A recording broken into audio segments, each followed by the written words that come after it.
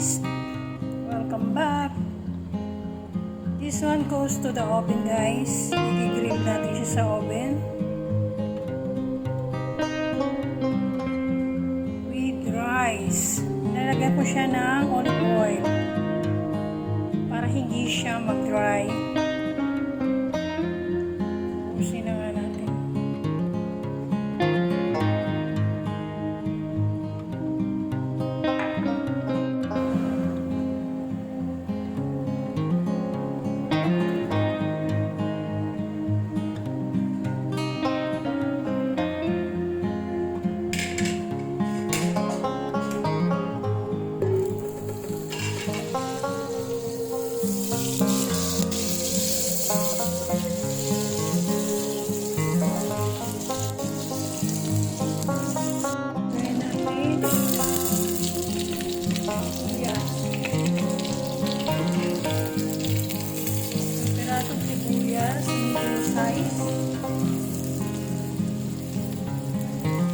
Lagay ako kanina guys ng konting oil at saka butter.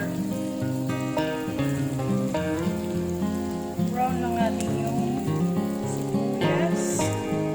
Then guys, lagay na natin yung rice.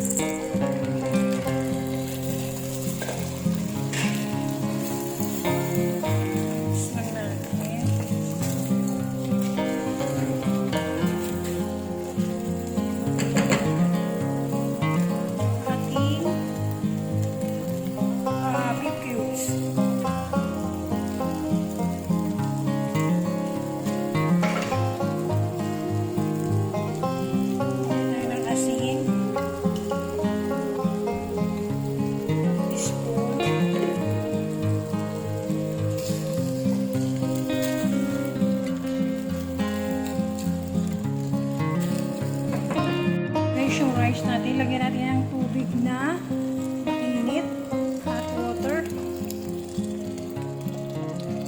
Mga 1 liter siguro kasi maglalagay pa tayo ng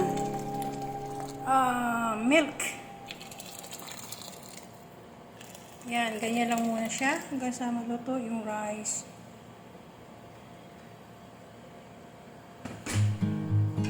Pakpan natin.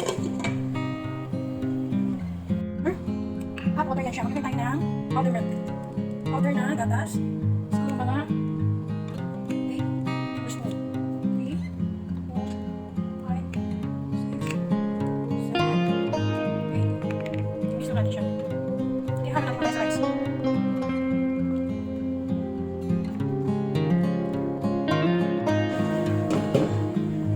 Check natin guys.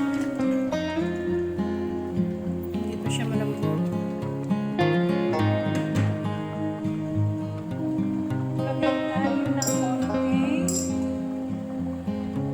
Cardamom guys, powder, ayan, hayaan natin siya lumambot ang rice. Tingnan natin, ayan, natuyot na. Nilagay ko kaninang tubig. Ngayon lalagyan ko na siya guys na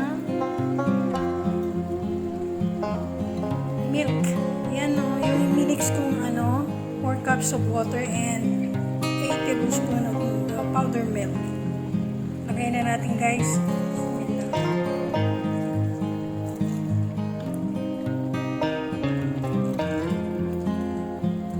Arabic food. Saudi food.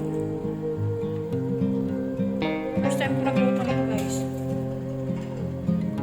Pero masarap siya.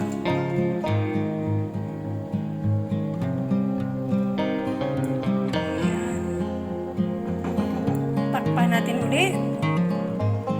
At kailangan maluto yung rice. Guys.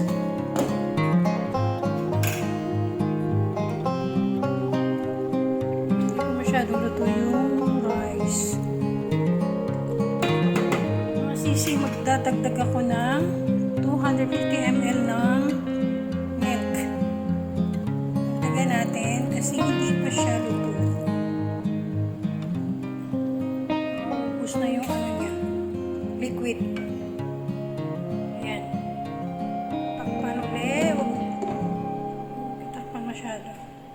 Tingnan natin guys.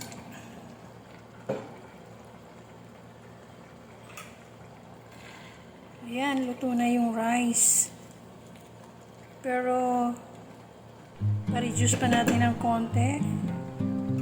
So, mga 2 minutes pa. Pero tikman muna natin kung okay na yung kanyang asin. Rice with milk.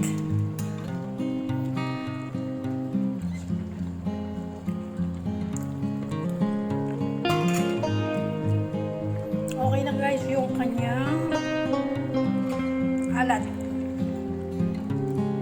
Asin. Ayan.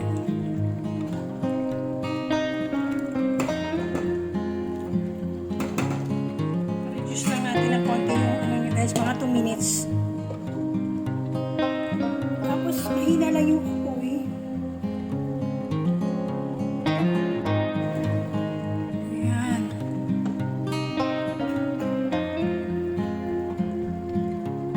Okay na to guys.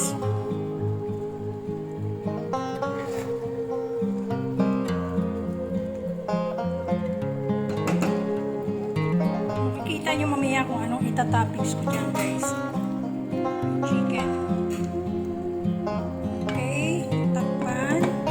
At patayin. Yung apoy. Ito na yung niluto ko na rice with milk. Ayan yung toppings na yung isang buong chicken. Na marinated chicken. Niluto ko sa oven. Oven ko siya guys. Yan siya. Yan ang materno niya. Tawagin nila sa Arabic. Yung pangalan ng luto na to, Seilig. Hindi ko alam kung anong pangalan sa English. Basta Seilig. Ano ng rice with milk and chicken.